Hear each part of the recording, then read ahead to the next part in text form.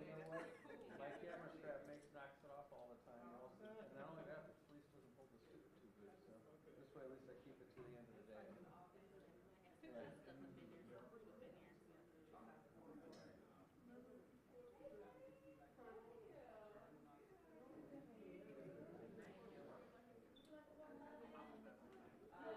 No. Okay.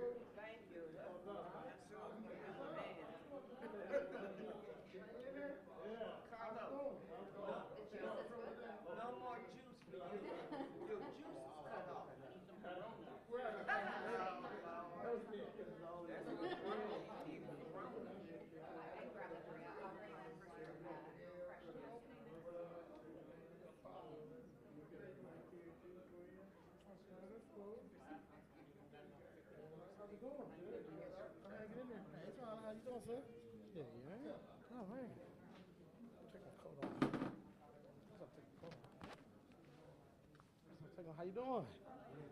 Man.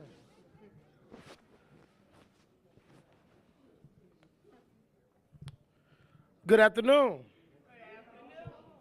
Okay. It's on? Okay. Oh, yeah, before the TV. Y'all got TV 20. Hey, how y'all doing, Phyllis Weekly? How y'all doing? Good, good. What's up? So, first, I want to say, obviously, Happy New Year. This is my first time back in Phyllis Weekly this year, so Happy New Year and all a great holiday. I know it's supposed to be springtime, but you know how it is. In Cleveland, you could get all 4 seasons in 1 week. So today we have a different project that we're working on regarding some different planning in the city of Cleveland. And one of the initiatives that we've heard from residents throughout my tenure on council is residents want to know what's going on. We want to know what you're trying to do in our neighborhoods. How does it benefit us? What type of community benefit packages, or what is actually going on with taxpayer dollars? So one of the things we're trying to do before any project go is to come talk to the people, get an understanding of what you like to see, and we got that today, right now, when we're dealing with the lakefront project. So there's been surveys going around. I know all of us ain't big on the technology, so sometimes we got to do the #1 source of marketing, and that's sit down and talk. So as councilman, I'm glad to be able to bring the city here. I'm also glad to bring everyone a part of this project. We all been hearing on the news about the lakefront. We all been hearing about what may be happening, but it's time for us to get the truth and get the reality of what is going on. So I am glad to be able to do the welcome. I'm glad to see you all. And if you got a friend that ain't been here, tell them I said get to the meetings because it's very important that we spread the message of what's going on. So thank y'all for being here. So let's get started. And here go Dan. Thank you. Appreciate it, Councilman. That's wonderful. And I just wanted to thank everybody for coming out. Just say welcome. We really appreciate everybody on a cold, blustery Cleveland day at the end of March to actually come out and be a part of this. So thank you so much. And so my name is Dan Schinkel. I'm the principal planner for city planning. I'm standing in for our director today. She just sends her wishes. Her family was dealing with a bit of a family emergency. So we're here. Just put her thoughts, her family's thoughts in your thoughts, please. So just some quick housekeeping. Restroom just down the way here. Please help yourself to food, seconds. We have plenty. We'll be pretty casual today.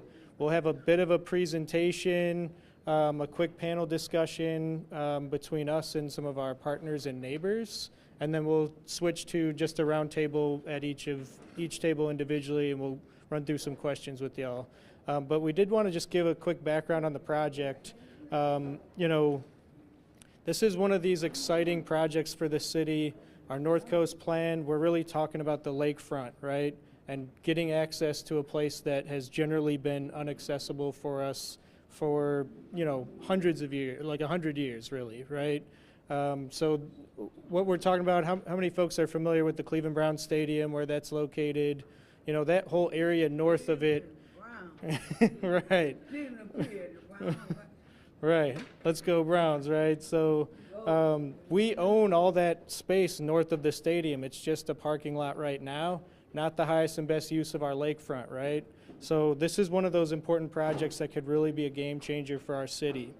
And it's not just about connecting, like getting our access there, like you get there easier, that type of thing. It's really about reconnecting our community to our waterfront.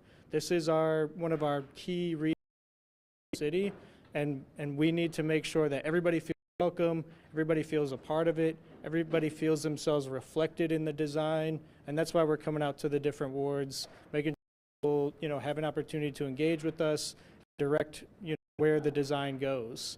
This is going to be a premier parking facility, free and open to the public. We want everybody from every ward to come down and feel at home in that space.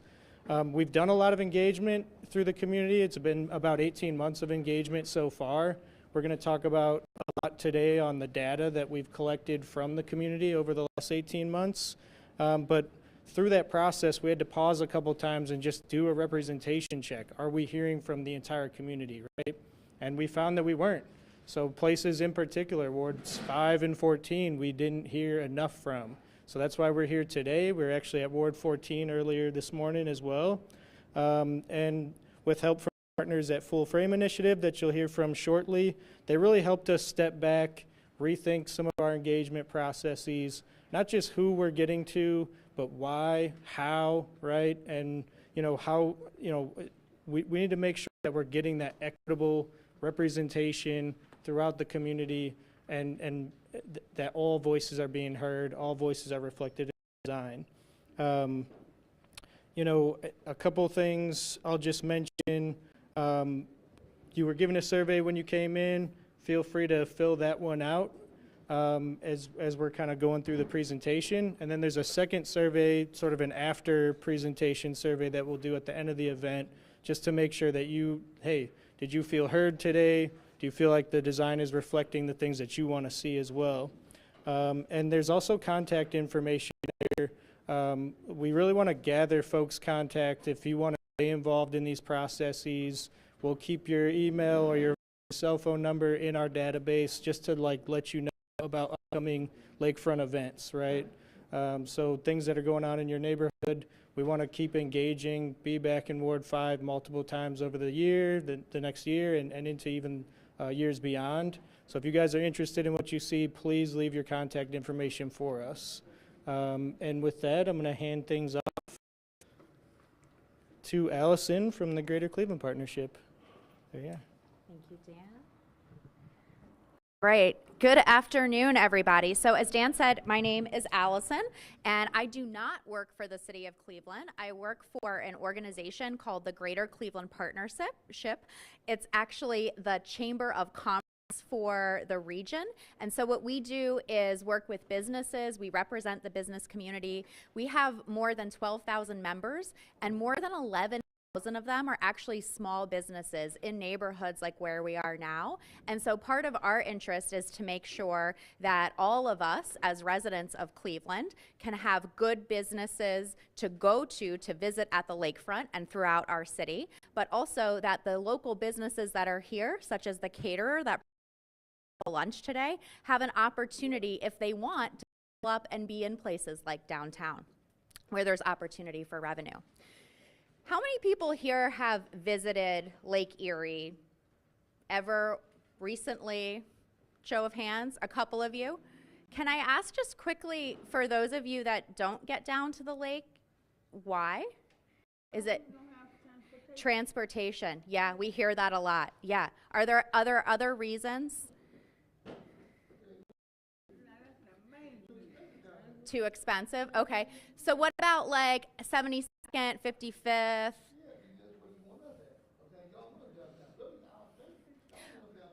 Well,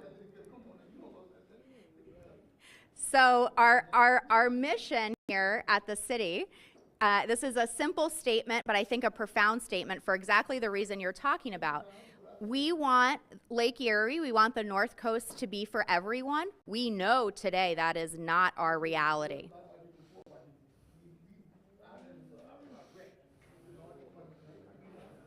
And we're changing that, right? We're right now.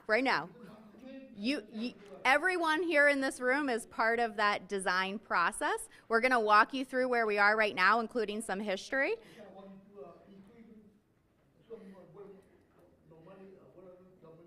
You'll hear all about the money, all right? So there's gonna be a time for you to hear the Q&A. Okay, so really, again, but profound statement, because again, right now, this is not for everyone. Okay. Hey everyone, for the sake of our meeting, I hear you, Mr. Alfonso. We hear you. I lobby every day, asking you all about what do we get as far as things going on in our city. We always hear about downtown. We always hear about the west side. We don't hear about Central. We don't hear about our neighborhood. So one of the things that I have urged to do as your councilman before I vote on anything, if it's not going to be something to address some of our needs, then why am I down here voting on stuff for us? So we want to bring here to get your ideas, and the things that you are talking about, those are topics that we definitely got to address. And this is a way we do it by hearing this meeting out, hearing what they're trying to do, and see how we can connect our community to it, all right? Okay. So they're going to do a presentation. After they do the presentation, we go into a Q&A session, So if there's some thoughts that you have, write down a little bullet point notes so we can be able to talk about it after the presentation, so we can see where they are at with the Well, process. tell her, don't ask no questions. To her, I got you. it's profound. I got you, Mr. Well, I'm thinking my mind. I live 51 years. So I'm with you, that's why we Don't here. ask no questions then. You don't want no No, right after we do the You don't want no presentation? rebuttal, don't ask no questions. No, after we do I'm the telling the truth. presentation, I won't go down there. I'm with you, and I'm with you like that. I be Questions. outside in Central, right? Got me messed up. What I'm saying is, after you do that, Well, then I'm we'll asking get you into to do that. something. Don't ask me questions. I got you. I'm come raw. I know, that's why we here. I'm on the I'm road. one with you. I ain't the one. All right? Ask all that. Thank you, Councilman. And before we all leave today, you're going to have an opportunity to talk amongst yourselves at the tables with city leadership. So your opinions will absolutely be incorporated into the design. So when we talk about the North Coast, right, we're all familiar with the idea of the West Coast, the East Coast. It's a point of pride for Cleveland to have Lake Erie. We are a freshwater capital. We have 80% of the world's fresh water right here in Cleveland, right? So we want to develop this pride, right, of the best coast, the North Coast. And what we're talking about specifically today, while we have all this access to waterfront, if you've been to Edgewater, you've been to Euclid Beach, that's where I live, at Euclid Beach in Collinwood, right? But we're talking specifically today about the North Coast lakefront, which in our terms is the downtown. So that's indicated here on this map in blue. Again, Dan called out the Brown Stadium, which is indicated there in yellow. One of the things that this is part of as a larger vision is thinking about the riverfront as well. So there's been a lot of development happening there. Maybe you've been down at the East Bank of the Flats. There's been a lot of trail development, so great spaces for families to be able to get out on bikes and trikes and navigate the riverfront. And we're also all working together to enhance that connectivity so that if you go down a public square for an event, you feel safe with your family biking or walking along the streets to connect to the lake or to the riverfront. So if you have been downtown recently, these images might look familiar to you. On the left side of the screen, that's West 3rd. So if I were downtown near the Justice Center trying to get to the lakefront, this would be my condition. The sidewalk ends, the crosswalk basically delivers me nowhere. It's really difficult to get down to that lakefront. If I am looking at the pictures in the upper right-hand corner, that's on East 9th Street. So maybe I'm coming from City Hall and I'm trying to get down to where Captain Frank's used to be or where the Good Time is now. And it's really not a good environment to do that. If I'm in a wheelchair, if I'm pushing a stroller, I'm really working hard because it's a hard hill to climb. There's no benches, there aren't any trees. If it's a summer day, I know we're all wishing for warmer weather right now, but if it's a summer day, it's not a good environment for me. I have these fences to contend with. I also have a lot of cars. I need to be looking in all different directions because people are coming off of a highway and going very, very fast entering our downtown. And you'll hear from Keisha about ways that we're trying to fix that. And then lastly, the lower image here, that is if I'm at Mall C. Has anyone been to Mall C for maybe Juneteenth or the Pride Parade? You've been there. It's a big, great space for events. And this photo is taken at the very edge. So if I am looking at the lakefront and I'm like, wow, the Science Center, the Rock Hall, I just want to be down by the water, I cannot get there because there are railroad tracks. Those are heavy freight trains, the RTA waterfront line going through. So that's where the land bridge is proposed to connect. So now I can get to the waterfront, and you'll hear more about the land bridge in a little bit. And this is a slide and history that makes me personally sad because today, where we used to have parks, this is the county courthouse that's on Lakeside near West 3rd, where we used to have parks. Look at this beautiful park with these bridges, ability to get down to the water. Guess what's there today? Guess. Parking. Parking. Where we used to have parks, today we have a parking garage. So we have decided that instead of a place for people to walk, that is where people are going to park their cars. So we used to have parks 100 years ago or so, and that's what we're trying to get back to today, right? A place for everyone, not a place for cars, a place for people.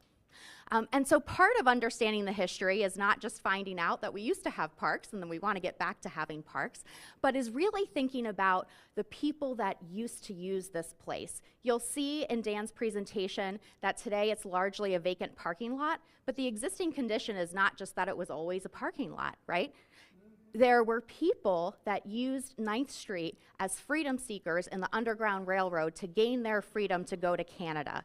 There's so much history, whether we're talking about the Native American community and the way that they think differently about the connection to land and water as actually having personhood. We have Asian communities here in Cleveland that have a very different relationship and want to have a different relationship to water than the industrial side of our community that uses it to extract, right, to manufacture steel. So all these different interests in water and lakefront, and we all have to come together, but we think we can't move forward until we understand our history. And so we're also asking you all today on your surveys, if you have any memories of the water, doesn't even have to be here in Cleveland, maybe you've traveled to a place like Detroit, Chicago, maybe the West or the East Coast, and if you've had a relationship to water, or maybe it's something in your family or your cultural history that's important to you to share with us, we'd love to have that information, and we are sharing that on our website. We also had an event at the Rock Hall in the fall of 2023, and that is on our website. You can watch that entire event, and we had 5 different representatives talk about the historical aspects from their personal lives and their family, as well as from a more culturally significant lens, talking about the water and how they hope the Lake Erie development will evolve here on the North Coast. So before I turn it over to Keisha, I just want to kind of reorient us. We've been talking about the North Coast, this lakefront vision, again, a place for everyone to be. It's so early in our vision documents. You're going to see some great photos, but it's very early days for all of us to be designing this. So we really need your voice. We're super grateful for you to be participating in this way. And these are just some of the things that we're going to talk about and some of the different city contracts that are being run right now. So we're designing a master plan, which you'll hear more about, and that's looking at 2 different things. On the right side, that's looking at the real estate development. Again, that's sort of where my organization fits best. The hotel, the opportunity for economic development, new housing. The Rock and Roll Hall of Fame is expanding right now. If you go down there, you'll see the construction. On this side, we have the beach, the park, the playground, all free park space. Again, right, we want to get back to free, affordable parking or park space where we currently have parking, right? That's our goal. And then the road and the connectivity piece of it. You're going to hear today around how our city has been so designed for cars. We know that many Cleveland residents don't have access to their own personal vehicle, and we all want to commute in different ways. I might want to take the bus, you might want to hop on the train or walk or bike. There's all different ways of accessibility, and we need to make sure our city is designed in that way. So that's what you're going to see about some of the changes so that we can design a really great lakefront, but also much better ways to get there, again, for all of us. So with that, I will pass it over to Keisha, who is the Assistant Director in the Mayor's Office of Capital Projects at the City of Cleveland and leading this project. Thank you, thank you. Hello, good afternoon. Thank you, Councilman, for helping us to arrange this opportunity to meet with the residents here. So I am speaking on the North Coast Connector project. So as has been said before, we are kind of phasing this work. So the first part of this conversation is about how we connect to the lake and how we can improve those connections to the lake. So when you think about getting somewhere, you think about walking, driving, you know, maybe taking a bicycle. We have these scooters that are around, even RTA, buses, train. There are different ways to get to different places, but we want to make sure that all of those options, those opportunities are available for the North Coast Connector component of this project. So what has happened in the past, and we talk about history, so you need to know what's happened so you don't repeat it, right? So in the case of Cleveland, and it was mentioned earlier about the steel industry, Cleveland was very industrial. They wanted to make sure they could maximize all opportunities to make that money, build cars, you know, create steel. And so in order to do that, we needed a railroad. So they put the railroad along the lake because that helped with transport from city to city. They also created a shoreway transportation. So that's Route 2, if anybody's been down there. That also facilitates east-west traffic. So what that did was just create barriers to get to the lake. You saw the pictures from Allison earlier. There's just a lot of concrete. So we want to make sure that we can remove some of that concrete, but also improve those connections. The opportunity for this comes in kind of two folds, and what we're doing is we're still doing some studying, doing the analysis to determine what's going to work best for the city. But one option that we're looking at, build the land bridge, keep the shoreway as is. Now both options, we're going to build a land bridge, and let me kind of talk you through what a land bridge is. We all know what a bridge, if you're in a car, you take a bridge, you go from one side of the street to the other side on the bridge. Land bridge, the thought about that is it's without cars. So it's still a bridge, it's still a concrete structure, so it's not of earth, land, it's a concrete structure, but you can walk across it. It'll have some trees, it'll have landscaping, there may be kiosks there for stores, so it'll have some design, it'll be very creative, very inviting, very welcoming. So that's why we call it a land bridge, because it's an extension of the land that is connecting. So in this case, the land bridge will go from, as we mentioned, Mall C here, and it will take you all the way to the lake. Okay? And in order to do that, in this scenario, we're going to let State Route 2 remain the same. There won't be any changes other than removing some exit and entry ramps at East 9th Street. Okay, so not much of a change. But our other more desired option is to have the land bridge, because that's going to happen in both scenarios, but reimagine what the shoreway could look like. And we want to reimagine that into a boulevard. So a boulevard, as we are defining it, will have 2 lanes each direction. A boulevard allows you to slow traffic down. Okay?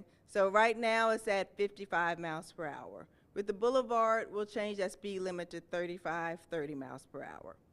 Boulevard will also allow us to have access to development that's going to be created along the shoreway, or easier access to get to the Rock and Roll Hall of Fame, or to Burke, or the Brown Stadium, to the current activities and buildings and structures that are there right now. What we hope that does is, 1, it improves safety. So as people are now invited to ride their bikes, to walk, to experience the space, they'll feel safer because traffic has slowed down. It'll give you a closer environment. We'll have trees, we'll have lighting. It'll really give it a community sense as opposed to what it's like now with just cars speeding by along the shoreway. And what this does is kind of creates a framework, as we have here, for this downtown connectivity.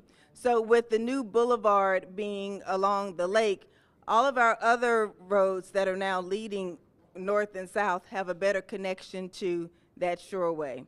We'll have West 3rd, East 9th, and also a new connection that we're adding here, East 18th. And that'll just improve the traffic all along here for the Superior, for your east-west connections as well. So we just think that this is going to open up the grid a little bit more, allow traffic, allow car traffic, pedestrian traffic, scooter traffic, whoever wants to move through downtown to move safer, and to have other opportunities as they travel through downtown. So you heard me mention, well, let's talk about this part first, and then we'll get to the East 18th. This component, I apologize, it's a little hard to see, but it's showing how we are removing the bridge. So we have the Main Avenue Bridge now that is kind of right behind the county courthouse. So what we're going to do is we're going to remove that bridge and just allow the traffic to not have an elevation. So you will experience an elevation, but it won't be in the form of a bridge. It'll just be a natural elevation that we're creating with the land as you traverse from east to west. We also think that this will just give it a more community feel, and this will also help us to slow down the traffic in this area. Another extension or another opportunity we're going to explore is to extend East 18th Street. So now East 18th Street ends at Lakeshore Avenue. What we will do is just continue that road all the way to the boulevard, so you'll have another connection point from the boulevard into downtown. Another item we are looking at is East 9th Street at grade. So currently, East 9th Street is above grade. So if you're on the Shoreway and you are traveling east to west, west to east, you go under East 9th Street. What we will do is bring that to grade. So the boulevard and 9th Street will form an intersection. So as you approach 9th Street, you'll be able to turn left, turn right. You won't have to get off of the Shoreway to actually get onto the 9th Street. It'll all be there in one intersection. So this is what we're speaking of when we say kind of create community, create something that feels more intimate. If you have intersections, then you're able to put development on these four corners. People can access maybe new stores, easier access to Rockville Hall of Fame. And that just kind of makes people want to slow down. They want to see what's there, so they're not zipping by at 50, 55 miles per hour, but they're slowing down. This isn't lighted intersection, so it's a signal, so that'll also help us to maintain traffic flow. And this project is also including additional lighted signals, lighted intersections along the Shoreway as well. So that'll also help us to keep traffic slower.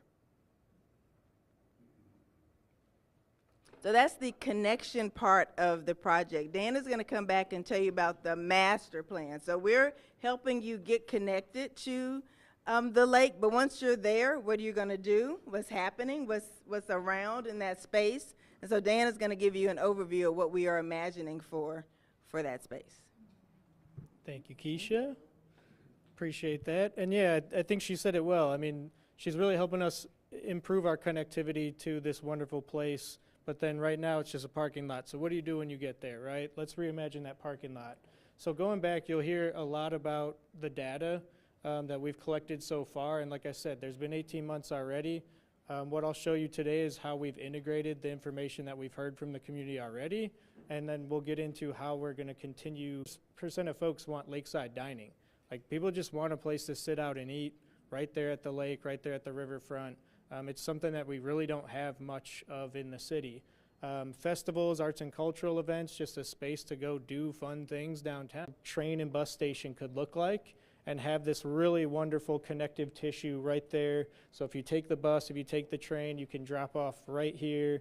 You could take the elevator right up from the train station onto the land bridge and connect right over, right? And you could even just walk across the boulevard because it'll be a normal road now.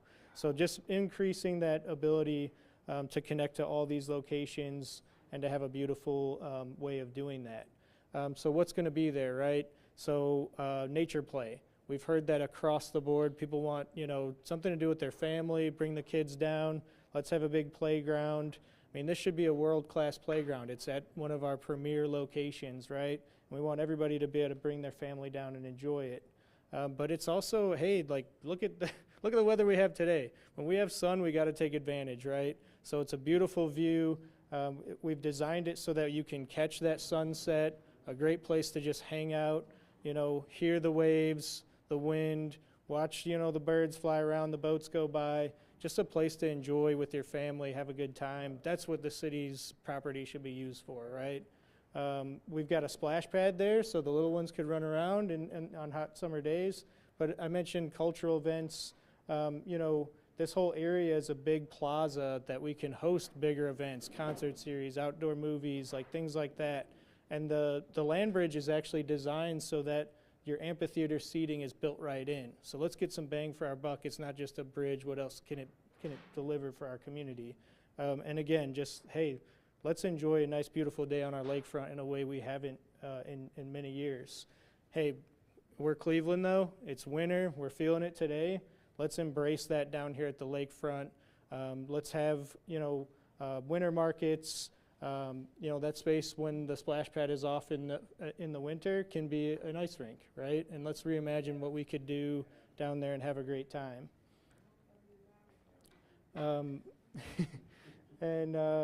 We heard a lot about the beach, and there's a lot of technical processes and engineering to get us to this point. But, whenever anybody gets to the beach, they see the water, they want to go run in, put their feet in, right? And we want to see that happen here too. So let's get not just a sand beach, but let's get some nice, let's bring nature back to a place that hasn't had nature in forever, and really make it a beautiful park to be with your family. Again, let's embrace the winter, sledding hill, you know, a place to hang out, a nice fishing pier. I'm not sure how many folks go down to the lake in the winter, but when you see it ice over, it's kind of interesting. It's beautiful. It's something you don't see often. Let's give you that access as well. And then in the summer, you know, you can go fishing, all the fun stuff. You know, we did mention that number one thing was lakeside dining. So we're designing a food hall. So this will be multi-story. We're working, you know, again, city owns this property, so how can we help entrepreneurs get into a space right downtown and kind of be a part of the whole synergy of this plan? Let's make affordable food options, right? So, you know, we all know if it's a private development, luxury, $50 plates, we can't go to do that, right? We can't bring our family either. So, you know, we need affordable price points. You know, I think Frank's was earlier, you could go get an ice cream cone, you know, a hot dog, you know, something that your family, when you get to the park, people are going to get hungry, you know, so on and so forth. Let's make sure that they have a place to go that's affordable, and get you up in elevation. Let's go look at the water and enjoy a meal with our family and our friends. Right, yeah. And so back to that Shore to Core to Shore vision. This is one of those premier things that Mayor Bibb is working on and that we're really excited about. And Shore to Core to Shore is basically our lakefront and our riverfront are our two shores, and our core is our downtown. Let's make sure that we can connect between those places, because it's really hard to do that now. But these should be our economic drivers for us. That, you know, we should be able to utilize these spaces better to generate more funds so that we could do more in our city. And part of what he's proposing and going through council right now, Starv, you want to help us out, is the TIF district. And this is something where this is just one little outline of downtown that will use the TIF to generate more funds. But the whole idea is for, as those funds get generated, we can use them back in our neighborhoods, back in Ward 5, back in Ward 14, right? In these places that need it most. You know, this little area of our downtown generates 60% of our tax revenue right now, 60%, right? So the more that we invest here, the more ROI that we get, the more that we can spend everywhere else, right? And a lot of the goals with this is to continue that park and rec thing. We're doing a park and rec master plan, so we want to make sure that the funds can help park and rec in every single neighborhood. We know a lot of our parks are in bad shape, so we want to fix those up. I'm going to pause for a second for some quick questions. We do have another presentation, so if we don't get to everybody, we've got Post-its on the table. You could write your questions, and we'll take those at the round table after. Any quick questions? Any questions regarding the presentation that you saw so far? No question. I just want to say that. Hey, who paid for this? Great question, and we hear it all the time. So the biggest thing that we're chasing right now is federal and state dollars. So Also, the taxpayers got paid for it. well, those are tax dollars already exist, so we're trying to bring them back to Cleveland. What's So, going on about Mike Cube? He got the casino, the basketball team, knock on his door. See And what this- time it is. that's Why he got paid for everything, and then, come on, it ain't benefiting me and my community. right, Okay, and that's a what? great point, and so that's why the TIF is such a wonderful Yeah, my man, element. that's why it's to me is, oh, you'll pay taxes anyway, so we take the money in, build what we want to build. If I come to us first, I'll build what y'all want to build. We live in all messed up neighborhoods and all that. Y'all ain't doing shit for us, to my left. Us. Well, It's a plan, but y'all plan, we ain't gonna stay there at all. We say, yeah, I hear you, they and build them high rise downtown. For well, who? For who? and also this is Who why the on the townhouse TIF is. report? This Who is why the on the TIF townhouse is. report? Who's on the townhouse Can I report? answer it real quick? So this is why the TIF is exciting, because when they make those investments, those big, you know, they own all, you know, you're talking about the stadiums, you know, the multi-million dollars. When they spend that money downtown, we can capture that and we can deliver it outside the neighborhood, right? And that's what the TIF helps us do. And we haven't had this, we're behind the 8 ball on this, Cincinnati has it, Columbus has it. They're doing better than us with their tax revenue and their ability to help the neighborhoods. We've got to catch up. And Well, this is our we way can't, to we can't capitalize decide on it. before y'all say, oh, we're gonna do this, but we're gonna take the money. You're gonna say, we ain't got no choice. You're gonna take our tax dollars. But this is just- We do it anyway. This is just in this area downtown, so there's no increase on tax for You know what I'm anybody saying? in We North get, Providence or any who of will these. pay for it? What's that? Who's gonna pay for it? So again, so we're looking at federal and state dollars, Okay, then, Those we are- paid for it, but we ain't getting, I mean, but you've already paid into the federal and state. We need to bring those dollars back. And if we don't go chase those grants, our money goes some other city, take our money some out. other state, as I said, every right? one. And we've got to For bring that it back. project. You gonna do it regardless, because what, do it or not, you gonna do it regardless. So We thi- gonna go in your So pocket. think of it this way, What- because I gotta live in the hood. I gotta live in the ghetto. I gotta live on these bad streets. I gotta live in all these crime and all this other stuff.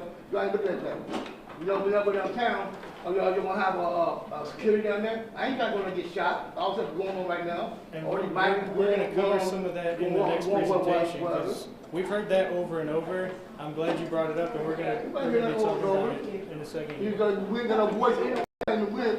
The black boys don't have no voice in this city at all. At all. One thing I just want to follow up on is, like, when you think about Let me get federal out. taxes, we've all paid into federal taxes already. They're sitting in a bank in Washington, and they spend them all over the country. It's two, We gotta it's go $300 billion apply. just went over We gotta go to apply and Ukraine. get those Billion taxes dollars went back. over to whatever. We can't get reparations. We can't barely get food now. I know the whole system. So don't try to sugarcoat nothing. I know the whole system. That you're all us. You don't owe y'all, but you're gonna take it anyway. Come on now. This whole is corrupt. I mean, what you doing, how you doing, whatever. That riverfront, right? It's all built. It's not good in the wintertime. It's wasting money and the whole night. What time we do in the wintertime down there? Yeah, we hear you, and we've heard this through the community a lot of times, right? And so, and I think we're going to get Yeah, into but that in it's the going next one day after the other. Like presentation. you gonna do the hell you want to do any damn way. You gonna build that shit. What's that? I said, it's going one day after the other. You're gonna build a building. If you got, I heard from this neighborhood, this black neighborhood, this neighborhood, but still, it's going one day after the other. And y'all gonna build it. I mean, come on. Make Cleveland great again, I guess. Yeah, Y'all on that boat. I think that goes back to the whole point of, like, if we invest downtown, we capture that ROI. If you and we can invest in bring the it hood, back. tell we can bring me it back about to when you invest in the every hood. neighborhood Tell in the me city. about if you invest in the hood. Tell me that part. I want to hear that part. If you tell them invest in the hood, is that on your plate? I'm not getting your question. What's that? If you say you want to invest downtown, you know what the hood is? Yeah. All right then. So this is what we're showing. Is like But those, that money is not going to the generate money in the that hood. the money that we've captured, we're sending not out gonna- to every single neighborhood. That's Oh, what man, this is y'all been showing. saying for the last 30, 40 years, man. They came with the weather, man. Hey, y'all been saying same old bullshit. The streets up Let's, there, what East Cleveland is. I'll tell you, I'll come get you, ride you through there. East Cleveland's the next city over, so we're talking about city. I think the Brooklyn Yeah. neighborhood. See what you like But that. let's save. Come and see what we see every day. Oh, we gonna all the hood, the stadium for the hood, the casino for the hood. This one's gonna some people's pockets.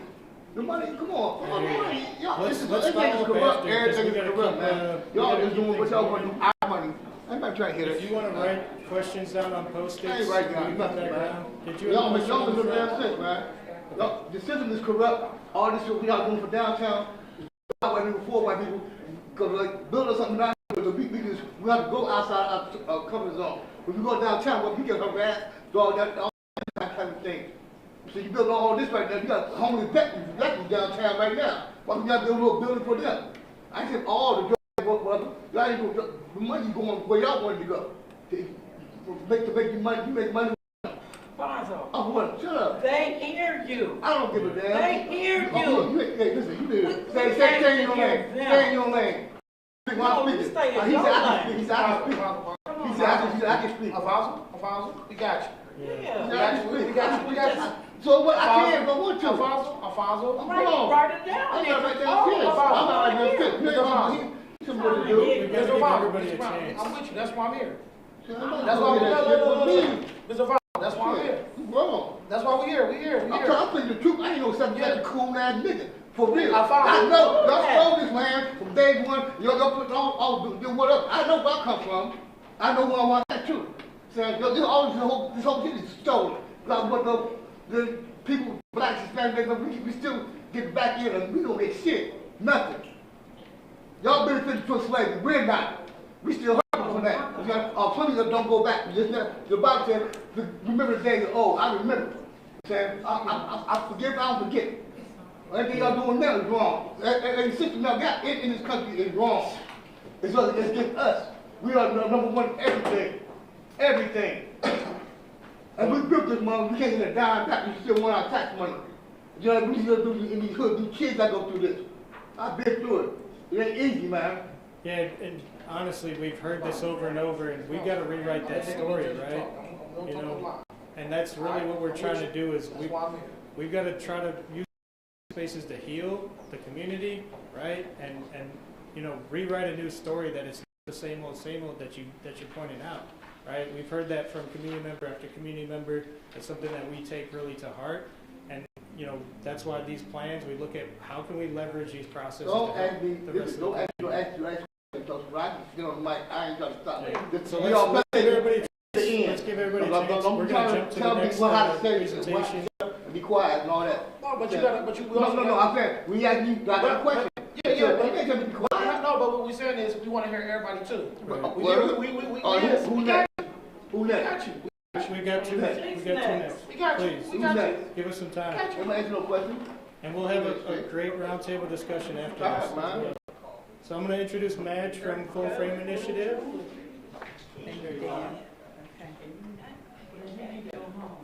Hello, You everyone. go home. Take that ball head. Stop. So I'm with the Full Frame Initiative, and we have been partnering with the city of Cleveland, and we've been partnering with other cities in the country around doing planning differently. Because we hear, just as you were saying, I think it's Mr. Alfonso, of all the history that has not done people who are black and brown, people who look like me, very well in the communities where they live. Planning has been done that just does and doesn't ask what the impacts would be. So our process and our tool is a way to get at what those impacts might be. So those of you who completed the survey that we were sharing with all last fall, in the winter, some of you were able to do that. It really asked those kinds of questions. It wasn't, do you like this project or not? It really was, what are the impacts on you if this project, this idea, comes to Cleveland? And so what we do in Full Frame Initiative is really center around what we call well-being. Well-being is a set of needs and experiences that we all have to be whole. And so what makes us whole is very different for individuals, but as a community, we have certain things that we do have in common. All of us universally have need for relationships and for a sense of belonging and to know that we are able to belong. We call that social connectedness, and if you answered the questions in that survey, that was one of the domains. We also ask about ability to know that our world is going to be predictable from day to day, that if something bad happens, it's not going to spiral everything else out of control. That's important to each of us. We need to be able to show up in environments to be ourselves and to know that we can do that safely, without harm or without danger. We also need to be able to know that we can influence the things that we care about, that we are concerned about, that if we put forth some effort, we can see some results. That's important, again, to all of us, just in our daily lives and being, no matter who we are and where we are in this earth and in this world in our life. And then lastly, we need to be able to meet our material needs, not basic needs, because all 5 of these domains are basic needs. We need all of these things. But things, we need to be able to have play and joy and to learn and to be able to have food and shelter, of course. So we call those the 5 domains of well-being. You saw those in the questions that were asked on the survey. And those reasons that that we ask about the questions on that survey, not about do you like this project or not, but how will this project affect anything in your life around those domains was what we're interested in knowing. And it's not just for us as an organization to know, but the city is curious about that because they want to change the impacts that have happened negatively. Will it be perfect? No. We're trying to do that together. We're trying to open up conversations to find out what's important to community. And the only way to do that is to start asking questions and getting some hard answers sometimes, right? We have to work through that. And those conversations will take us to places that will probably be new for many of us. There will be some need to have some trust built and some distrust unlearned so that we can move forward together in some ideas that sound very exciting for Cleveland as far as what we've heard and what we've learned. So in order to do this, we created those surveys and we had people respond to surveys. We wanted to give this information back to you because you already completed it.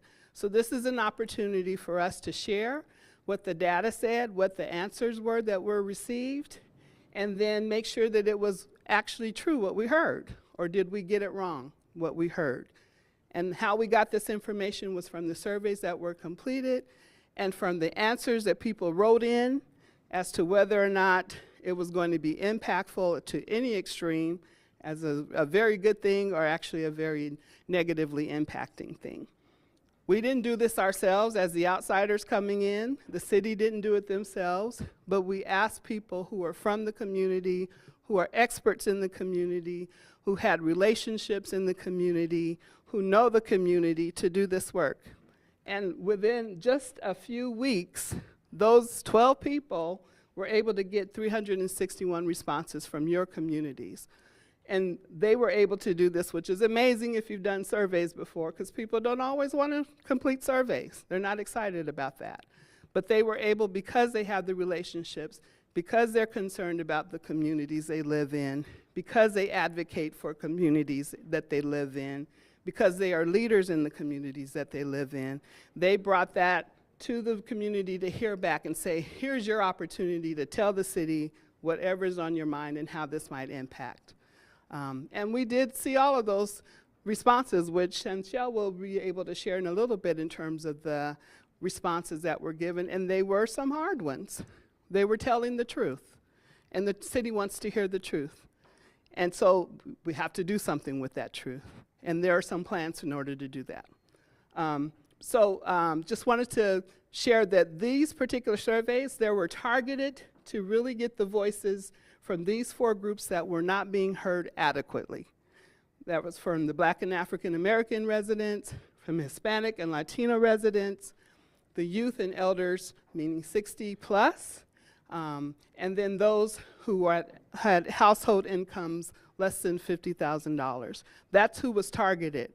There were a lot of surveys provided, got responses from people who were not actually targeting those specific populations, but really the effort to get those voices was what was concentrated on. So in that last October, November period, that's what was going on. If you saw people, we have some of our credible messengers here today who you might recognize.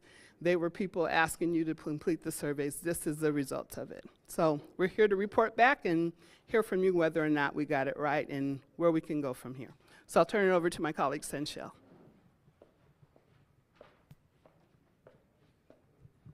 Good afternoon, everyone. My name is Chanchelle Matthews. I'm the Associate Director of the Built Environment for Full Frame Initiative. Thank you. And Madge, my counterpart, who works with communities, partnerships, and engagement, we work for an organization where our mission is to make sure that everyone in America has a fair shot at well-being, and we know that's not the case. Many people are suffering right now. They can't afford food, they can't afford their bills, and it's hard to watch our government send money overseas. I hear you, because I get just as mad, if not madder than you. However, the important thing I want you all to walk away with is the city of Cleveland, they're trying to change. They reached out to us and asked us to come in and give them strategies to get information in a different way. And I'm going to show you some of those results from that effort. I'm going backwards. Thank you. So mostly areas I want to call out that came out of the survey results was that 88% of the residents here agreed with the mayor's vision, Mayor Bibb's vision. 78% thought this project overall would have a positive impact on well-being, their family's well-being, their individual well-being. No demographic group had any significant negative rating for any of the 5 domains that we asked, and that's what Madge just covered: social connectedness, stability, mastery, safety, and access to meaningful resources. Everyone felt like this project can make that possible for them. However, there was issues.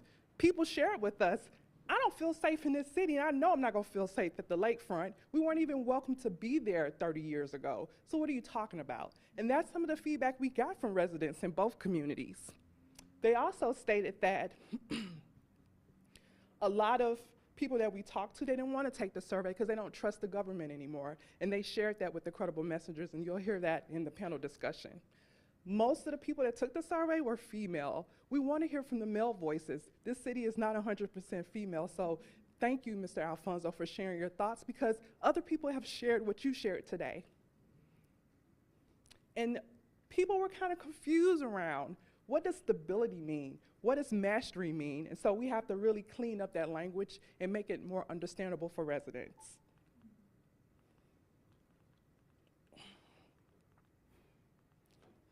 So I want to tell you something. We got together November 16, 2023 to look at this data. And it wasn't just our organization, it was your city government came to the room and residents who live in Ward 5 and 14. And we went through each one of your comments one by one to identify themes. Am I doing this wrong? But okay, here we go.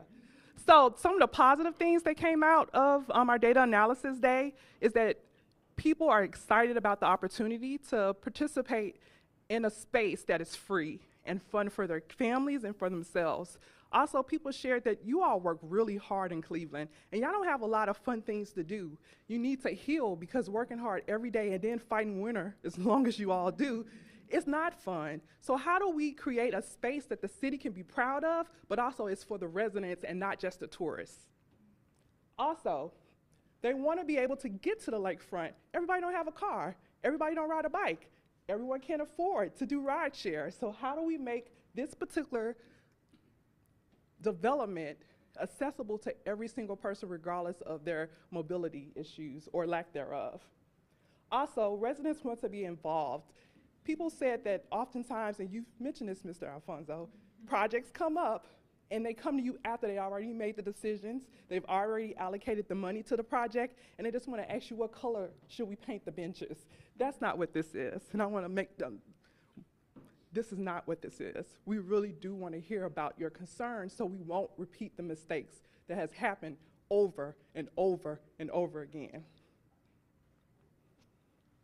So after we went through the themes that we saw, I want to talk about some themes that weren't so positive. Safety was a major concern. The elders felt that things have gotten so wild in the city. Is it safe for me to go down there? And the young people say, I'm being targeted for what I look like. I don't want to go anywhere where I can get killed because of a misunderstanding or arrested because I did something somebody may not like. Distrust. There has been a reputation, not just in Cleveland, but in many cities across the nation. And I'm a city planner. I've been a city planner for 15 years. The same stories I heard in this room today is the same grievances in Memphis, Atlanta, New York City, Oregon. I've been all over, and it's the same thing. So communities are tired of being lied to or made promises that never are delivered. So we hear you. And it's hurtful. You shouldn't have to get this angry to get people to listen to you. And so that's why Wyatt came to Cleveland, so we can give you an avenue to express yourself. People want to see economic opportunity for marginalized communities. So every time a new major project come out, Black people and brown people, they don't get those jobs. They don't get an opportunity to work on the construction crews. They don't get an opportunity to bring their businesses down there so they can benefit from the revenues. The city of Cleveland wants to change that. And, like you asked earlier, will this increase my tax burden? What how much is this going to cost total? And where's the money coming from? Those people in the surveys that answered that section, those were their exact questions. They're feeling this. They was like, you guys keep building stuff, you keep taking money, and my community looks like a hellhole. Why is that the case? And so we heard that loud and clear, and we started talking about how can we address these issues and concerns and fears realistically. And so we broke it up into 4 categories, as you can see here. Our team, with everybody else, came up with recommendations. And so to address the safety issue, we felt it would be not having some external person that don't live here or don't understand the culture, but you create the rules and guidelines for the lakefront. You also want to say, hey, we're proud of our city. How about we establish police officers?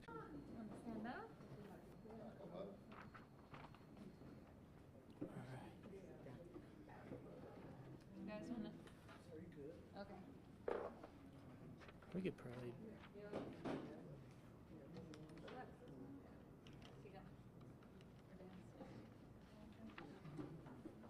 Let's go down the row. Let's have Taryn start, just introducing your name and what interest as part of the Y work you represent. Sure. Hi everyone, I'm Taryn Gress. I work with Neighborhood Connections and the Neighbor Up Network, and we were asked to be involved in the Wyatt process, and we were really interested in it because we're all about elevating residents' voices. We've got thousands of people in our network, and this looked like an opportunity to make sure those who hadn't yet been heard were going to be heard. And residents who were going to be doing the surveys were going to be paid, and that we would help facilitate that process. And so it also was a very relationship-driven process. So rather than some processes where surveys are done, it's very transactional. Residents who had relationships with others in their community were going out and talking with their neighbors. And so that's what really resonated with us, and it's also been a great opportunity to get to know folks that we didn't really know that well before. And we hope to continue those relationships and hope to continue doing things like this with the city to make sure that relationships and people are really the focus of any physical changes that occur. Resurfacing projects, or our sidewalk 50/50 sidewalk replacement project. Like, how can we use this to make sure that we are getting all the information that we can from our constituents? So thank you all for being here and for participating. Good afternoon. My name is Eni Velez, and I am a credible messenger, and one of the reasons why I joined this initiative or project was because I was born and raised in this. I wasn't born here, but I was raised in Ward 14, and I currently teach in Ward 14. And I've been teaching for 22 years, and I see the effects of what we go through on a daily basis with our children, and I grew up in that. And so I wanted to relay the message from my culture. I wanted to relay the message from and represent my community, my culture. So that was my inspiration on why I accepted to join this project. And in participating with this project, I found that a lot of people have a lot of hurt that has not been communicated to the right people. And I feel what I learned is that this is the beginning of trying to let our voice be heard, and what best than to use the people from the community to represent those that they service, that they live with, that they interact with on a daily basis. And I wanted to represent my Latino community. This was a project, 2 weeks, maybe a month, and it was gonna be over. But I will say, if this helps anyone in this room to change a little bit about opening the door in their hearts to starting to believe and trust, is that these people came to us in September, and we are now in March, and they are still trying to communicate with us, to continue to hear, to navigate through what the residents have had to say and see how they can put it into action and not just leave it as words. And so for me, that has impacted me and has put in me the desire to continue to put effort to work with them to make this change.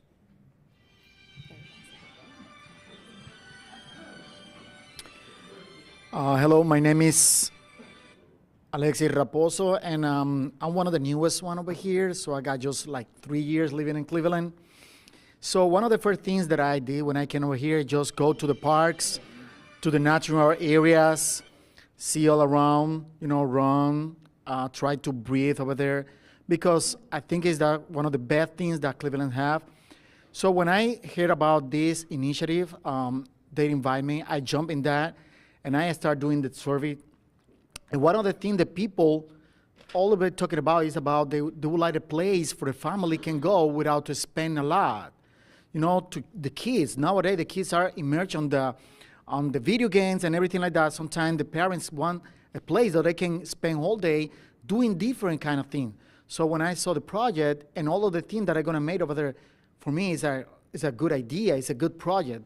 So we were working in that, and we're following all the concern that the people have. And usually people want to spend time in spaces that they don't have to spend a lot money over there.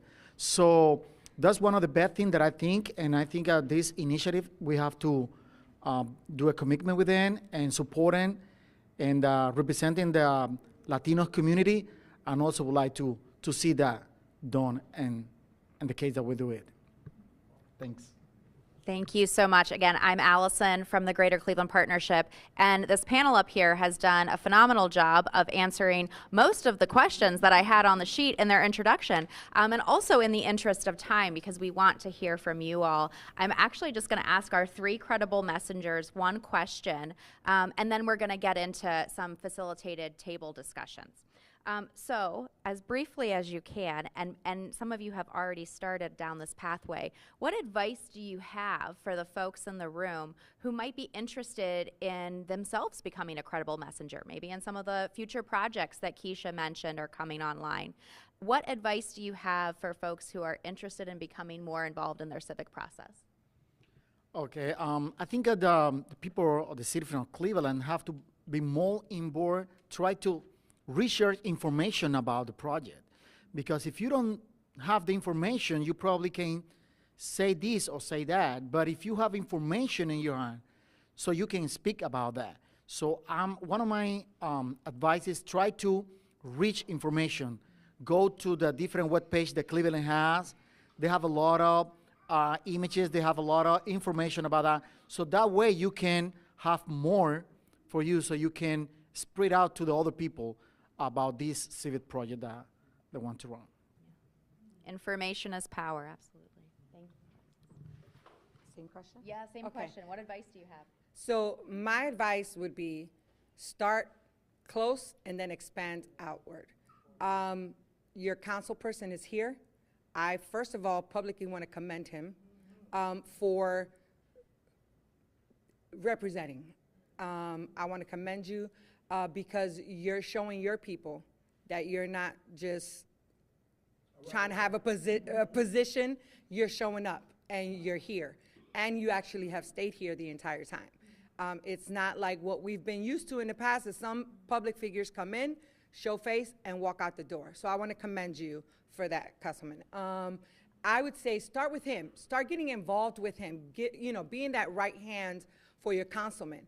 And I'm pretty sure that just as you elected him to be there, he will be that key person to continue to guide you and take you to the next step with the city and then further. It doesn't stop just in our city. Remember, it's a domino effect, right? It starts in Washington, it starts at our state capital, it comes to our city. And we need to get involved and just let our voices be heard. And let's start with what we have next door, which is our councilman, and then we can move on up. That's my advice. That's great. Twyla? Twyla, we'll close out our panel with the same question. What advice do you have? One of the advice I have is to definitely get involved. And sometimes getting involved means that we can't always be physically there. So I'm encouraging my councilmen, if there could be like some Zoom meetings where we could express, people that are not able to come can express some things that they need to express to you, and for changes to come into the community. And also, I would say if you care about your well-being and your social connectedness and your safety, get involved, because the door is open, okay? If you don't walk through that door, if things don't go the way you want to, it's because it's your fault, because you didn't get involved. That's it. I think we'll pass it back to Dan and move into the last piece of this afternoon. All right. Well, thank you, panel, for your time, and wanted to appreciate especially the Credible Messengers. You guys have done so much great work for us. I mean, we wouldn't be able to gather all this data without you guys. We do want to show some appreciation for you. And Taryn, I don't know if you could help me distribute these, but with all the engagement that has gone on, we wanted to give just a little bit of appreciation for everything that you've done for us. And that really helped us pick up a lot more data, a lot more input from the residents. There we go. And it's just super helpful to us because we have limited staff, we have limited resources, and we couldn't do it alone. And not everybody could be here today. So there were 12 folks who took a risk to help us with this. So these are certificates of recognitions from Mayor Bibb's office for our 12 incredible messengers. So thank you guys so much. We really appreciate all the effort. I know it was not easy. We were learning as we went. We appreciate that you guys rolled with the punches with us and stayed with us. So much appreciated. And the mayor signed it as well. He was very happy to hear y'all's involvement. So thank you. With that, we're going to shift gears into roundtable discussions. I would say let's take a brief break. If you want to re-up some food, beverage, hit the restroom. But we'll have a staff member at each table to just continue the conversation with you guys, what you heard, anything we missed, things that we should pick up going forward. So yeah, that'll be next. Thank you.